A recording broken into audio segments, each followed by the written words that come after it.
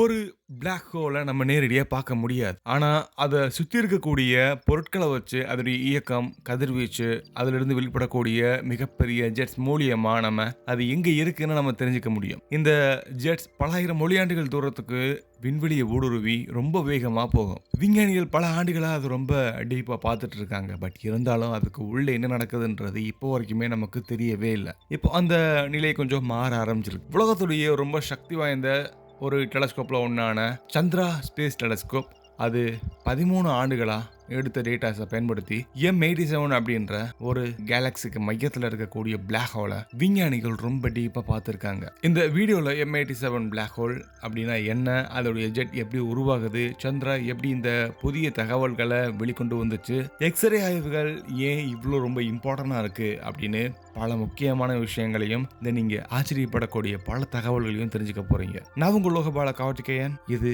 சினித் of sense.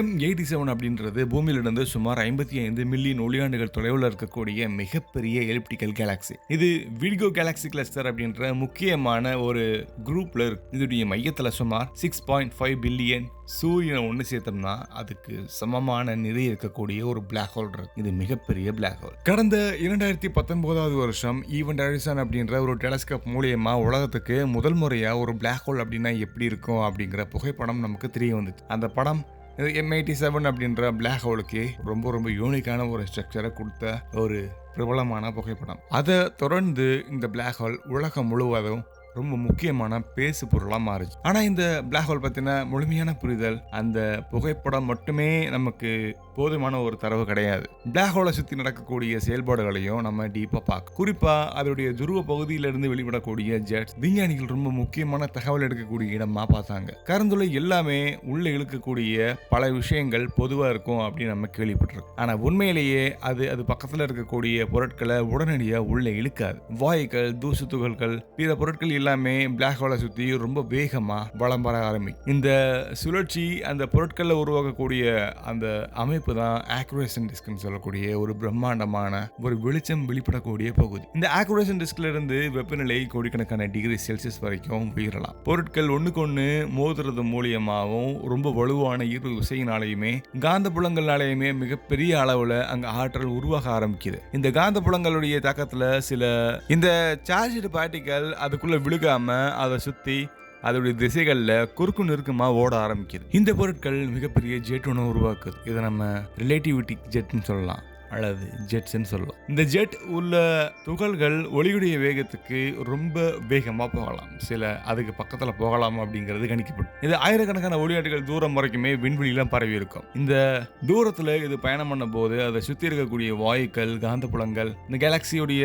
பல விஷயங்கள் எல்லாமே அது கொஞ்சம் டிஃப்ரெண்ட்டாக அந்த கேலக்சியையும் பிளாக் ஹோலையும் நமக்கு வேற மாதிரி காட்ட தொடங்குது. இதனால பல்வேறு விதமான அலைநீளங்கள், கதிர்வீச்சுகளை இது உருவாக்குது. அதில் ரொம்ப அதிக ஆற்றல் இருக்கக்கூடிய கதிர்வீச்சு தான் எக்ஸ்ரே. எக்ஸ்ரே கதிர்வீச்சு உருவாகிற இடங்கள் ஆராயிறது ஏன் முக்கியம் அப்படிங்கிறத கண்டிப்பாக நம்ம ஃபர்ஸ்ட் தெரிஞ்சுக்கணும். அங்கே தான் துகள்கள் ரொம்ப அதிகமான ஆற்றலை பெறுது. அதாவது ஜெட்டுடைய எந்த பகுதியில் இந்த பிசிக்கல் ரியாக்ஷன் ரொம்ப தீவிரமாக நடக்குது அப்படிங்கிறத இந்த எக்ஸ்ரே மூலியமாக நம்ம கண்டுக்க முடியும். இந்த வேலைக்காகவே நாசாவோட சந்திர எக்ஸ்ரே ஸ்பேஸ் அப்சர்வேட்டரி கடந்த பல ஆண்டுகளாக M87 ஜெட்டை தொடர்ந்து பார்த்துக்கிட்டே இருந்திருக்கு. சந்திரா ஒரு சாதாரணமான ஒரு டெலஸ்கோப் கிடையாது. இது மனித கண்களுக்கு தெரியாது எக்ஸ்ரே கதிர்வீச்சுகளை ரொம்ப டீப்பாக பார்க்கக்கூடிய இதுக்குன்னே வடிவமைக்கப்படக்கூடிய ஒரு விண்வெளி தொலைநோக்கி. பூமியுடைய வளிமண்டலம் பெரும்பான்மையான எக்ஸ்ரேவை அது தடுத்துடும். நம்ம கண்ணுக்கு தெரியாது.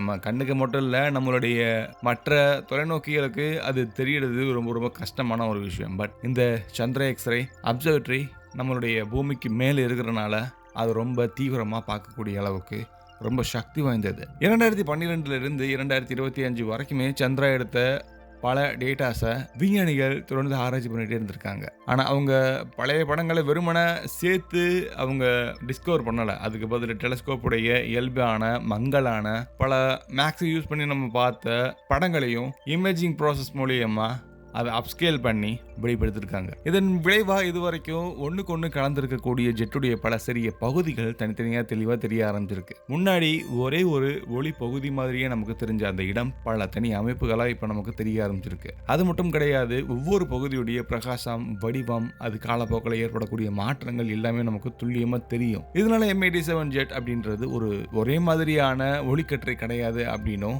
இது பல மாறுதலுக்குள்ள ஆகக்கூடிய ஒரு ஒளிக்கற்றை அப்படிங்கிறதும் நமக்கு தெளிவா தெரிய ஆரம்பிச்சிருக்கு. அதை தொடர்ந்து மாறிட்டு இருக்கக்கூடிய பல்வேறு ஆற்றல் செயல்பாடுகள் நடைபெறக்கூடிய இடமும் ரொம்ப காம்ப்ளிகேட்டடான பிசிக்கல் ரியாக்ஷன் அங்கே நடக்குது அப்படிங்கிறதையும் அந்த தரவு நமக்கு வெளிப்படுத்துது. நம்ம M87 பிளாக் ஹோல் பற்றி பேசும்போது ஃபர்ஸ்ட் அதோடைய முக்கியமான விஷயத்தை தெளிவாக புரிஞ்சுக்கணும். இந்த பிளாக் ஹோல் ரொம்ப பிரபலமானது, ட்ரெண்டானது அதோடைய படம் மட்டும் கிடையாது, அதிலிருந்து தொடர்ந்து வெளிப்படக்கூடிய பிரம்மாண்டமான ஜெட். இந்த ஜெட் பல ஆயிரக்கணக்கான ஒளியாண்டுகள் தூரம் வரைக்கும் நின்றுருக்கு. அந்த அளவுக்கு ரொம்ப பிரம்மாண்டமான அமைப்பை இருந்தாலுமே அதுக்குள்ள என்ன நடக்குதுன்றது நமக்கு பல ஆண்டுகளாக புதியதாகவே இருக்கு. இந்த புதிருக்கான விடையை தேடுறதுக்காகவே விஞ்ஞானிகள் நாசாவோட சந்திரா எக்ஸ்ரே ஸ்பேஸ் அப்சர்வேட்டரியை குறிப்பிட்டு பயன்படுத்தியிருக்காங்க. சாதாரண ஒளியை பார்க்காம நம்ம நட்சத்திரங்கள்ல இருந்து, அதாவது கேலக்சியில இருந்து வெளிப்படக்கூடிய சாதாரணமான ஒளியை மட்டும் பார்க்காம இது பிரபஞ்சத்துடைய நம்ம கண்ணுக்கு தெரியாத பல விஷயங்களுக்கு தெரியாத, பல டெலிஸ்கோப்புக்கு தெரியாத குறிப்பிட்ட எக்ஸ்ரேவை மட்டும் இது பார்த்துட்டு இருக்கு. இந்த டேட்டா இந்த அளவுக்கு ரொம்ப ஸ்ட்ராங்கா இருக்கிறதுக்கான காரணம் சந்திரா ஸ்பேஸ் அப்சர்வேட்டரி கடந்த பல ஆண்டுகளாக தொடர்ந்து M87 பார்த்துக்கிட்டே இருந்திருக்கு. ஒவ்வொரு முறையும் பதிவு செய்யப்பட்ட எக்ஸ்ரே டேட்டாஸ் ரொம்ப